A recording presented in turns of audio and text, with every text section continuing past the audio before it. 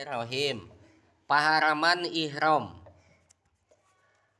Hiji tina jenis pakaian nu ngalaksanakeun ihram haji tina jenis pakaian haram naon wae.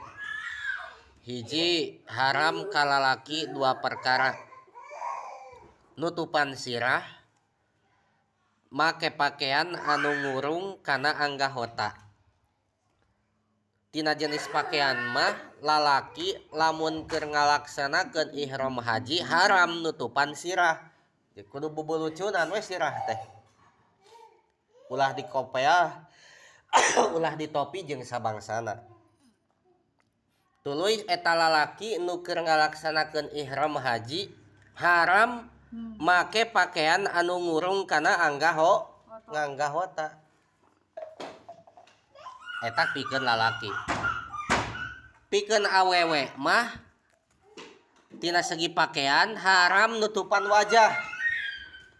Awewe anu keur ngalaksanakeun ihram haji haram nutupan beungeut atawa wajah. Tuluy haram make sarung tangan.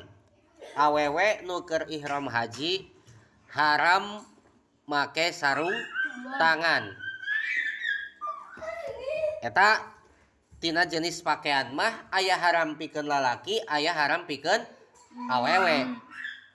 Nu kaduana paharaman ihram haji teh haram make minyak rambut pikeun awewe jeung lalaki.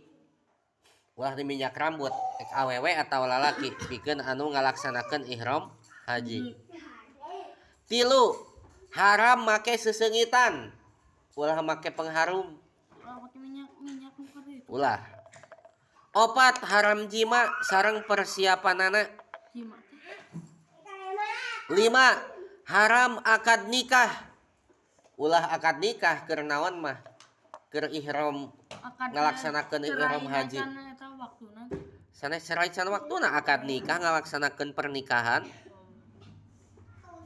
6 haram miceun rambut atawa kuku kumaha bae carana. Selama ngalaksanakeun ihram haji tong wakan neuk rambut, neuk kuku ulah dipiceunan kuku jeung rambut. 7 haram ngaganggu kana hiji perkara tina satoborwan bangsa darat sanajan di luar tanah haram.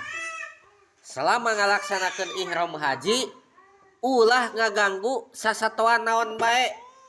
Ulah ngaganggu satoborwan. Baik itu di tanah haram atau di luar tanah haram. Ta eta 7 paharaman ihram haji.